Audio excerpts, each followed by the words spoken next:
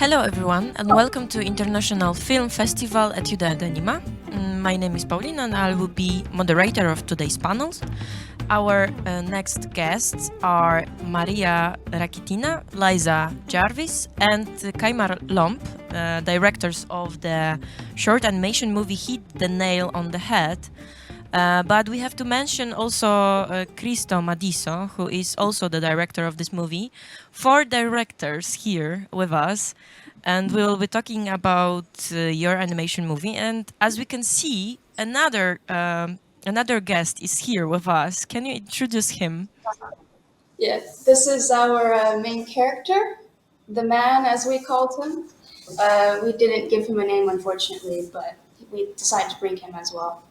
Okay, that's really nice that you can be with us, the man. Welcome as well. So my first question, I just wanted to ask you because I was really surprised when I realized that 4 directors were working on this animation movie, and that's not. I think that this is not the common thing in independent artistic animation. So because we, I think, perceive animation movie as a film form which is made just by individual. So I'm really interested and I wanted to ask you how this process looked like. How did you work together? So here at ECA, they have the system set up that bachelors have to make 2 films, one independent drawn film and then one group project, which is always a puppet film. And we ended up being a group of 4. And the way that it kind of worked was we all worked together in a workshop to come up with the story of the film and the characters and the basis of the plot and everything.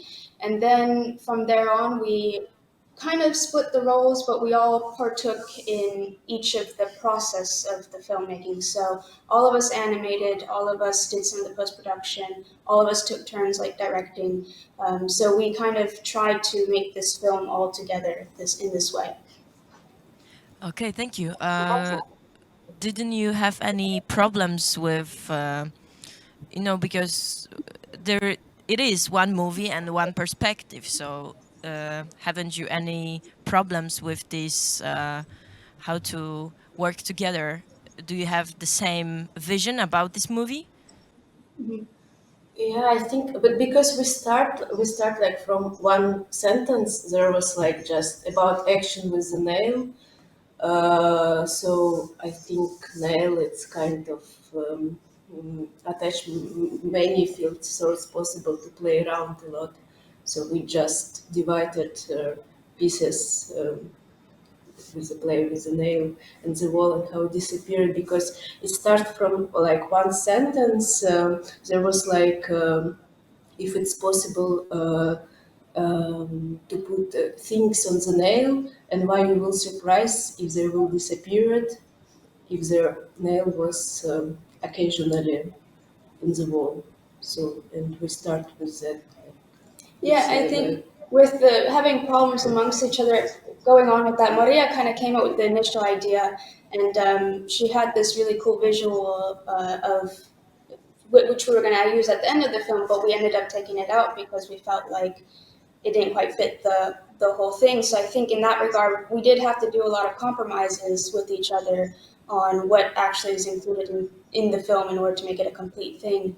And also, I mean, working, yeah, of course, some people might be a little too tired that day and they don't want to come animate, or Maria also went traveling. I was traveling for a little bit. So I think these problems are quite typical in any sort of group work. I don't think we had any serious problems. Thankfully, we were all very close and able to talk to each other and sort things out. But overall, I think we had a really good team. Okay. Yeah, and also I think nail, it's such a good things to use for the film. It's you even build the set with the nails. So. You're right. Okay. The nail brought us together. I think that you described already a little bit about this main theme, the nail, and why you decided to put it in your animation movie. But I was wondering if is it something more about the nail? Can you maybe explain if it's a metaphor or something, as we can read in your description to your animation movie? This is the irritative inconvenience, and this is how I interpret this nail we can see in the animation, but maybe you can say something more about it. Yeah, so I think the nail is this irritative inconvenience, but nails also are things which hold larger things together. And so I think it's this idea of in life we simply have these irritative experiences, but ultimately they are what make up our life, and we can't always go against them or fight them. Sometimes we have to let them happen and let them become these things which hold our lives together. Just that, you know, sometimes in life we might have a bad experience, but it could be a very big importance in your life, which further builds who you are and everything like that. Yes, I think that we can see that also in your animation movie, and I was also kind of amazed how you were managed to lead our spectators' emotions, starting from I don't know, laughter when we can see the scene of tango when the main character dance with the nail, and just I don't know, second later we can see how this nail suffocates the main character. So we can the emotions are changing really dynamically from happiness to the horror. So this is what I found really interesting. And please tell us, how did you build this narrative to the animation movie? I think this, like, the main switch from the dancing and the suffocating was that it's kind of like like an end of an argument or something that you have, let's say, sometimes at home, that both sides are looking for some sort of like compromise, but eventually you still do something accidentally that makes this argument disappear, and then you just get frustrated about it, and then one of the sides decides to act on it more violently. And that was the kind of this thing that we wanted to bring out on this situation. And before it, what all happens is kind of like a lead to this situation. Yeah, I think generally for us, the film is about this idea of releasing your control over things in life. And I think in one of the most important situations you can do that is within a relationship between two people, whether it's romantic partners or friends or someone you live with. And so this idea that we have this constant emotional dialogue between this man and this nail, we hope kind of represented that sort of interpersonal relationships we have with each other, and the need to try not to control those situations so much and just let them be and let them happen as they happen. So I think that was kind of our driving force in coming up with the plot mostly. Okay. What about the title of your animation? Because it is Hit the Nail on the Head, and I think that we can interpret or we can say that that we hit the nail on the head when we are so frustrated or we are so angry that we don't see any other solution. It's almost like a dead end. So can you also explain us? Yeah, so Hit the Nail on the Head and in Estonian also Naelapea Pihta, both of these phrases in these languages, they also mean when you have reached a clarity or a point which is important. So like in English, when you say I've hit the nail on the head, it's like a aha moment. I've got it now. I understand.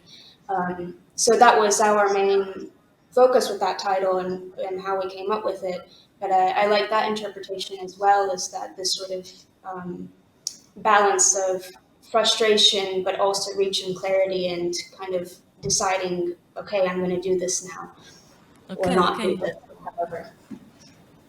Thank you for that. I wasn't aware that such a words exist. Actually, I mean the meaning of these words exist.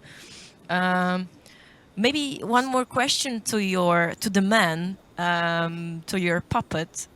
because I also liked how this puppet behaved in the animation, and the material from which this puppet was made was really realistic. It behaved also like a real human skin, and I wanted to ask you about that. How did you pick that material, and how this process of creating such character looked like? So from the start, or early on, we decided we wanted to make quite a minimalistic film. And generally, puppets like this, or especially human puppets, one of the best materials for creating skin is these tights, or like that you wear, ladies wear. But usually it's like this skin color tights, and it makes quite a realistic look for skin. But since we were, we didn't want him to be exactly like a human. We wanted him to be simply a figure or a placeholder for a human. And we also wanted him to have this parallel with the nail, which is also gray. So we decided on this gray stocking. So he is, in one hand, his own character, but on the other hand, he also shows some similarities with the nail in that he has no facial features besides his nose or really distinguishing marks, and that they're both gray. So that was, I think, the general process. Yeah, but we still wanted to keep Saves as human. Yes, exactly. Something, but not really characters. Yeah, and the only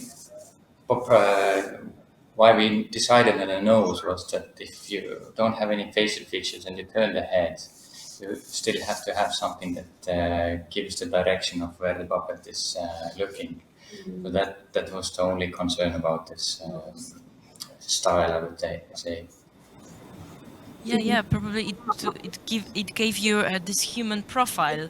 With the nail is much more complicated. Yeah. Can you say more about the construction of this puppet? Because we usually can see how maybe there's constructions, but outside of some of the puppet. But here, everything is inside of it. Yeah. So we make all of our puppet armatures ourselves by using basically very thin wire, and you twist it together and you make this sort of skeleton. And then to create the softness or the body, we use foam, I think it would be called. It's like this sort of squishy sponge, maybe. Fabric. Yeah, sponge. Sorry, it's like exactly this sort of sponge material. And then we cut it and glue it so that it creates this sort of form. Much more isn't very. He has a little wooden head which we carved and then covered with the fabric after. We had to use a little bit of glue and such, and he's stitched on the outside. We wanted him to still look like a puppet and kind of keep this sort of puppet look to him and not make him too perfect, so you can see all of his stitching on the side of his head and arms and such. And yeah. I would say maybe the most tricky part was actually the feet. Yeah. That we wanted them to keep this kind of like a curling toe figure function. So it means that it has to have like a, this one works.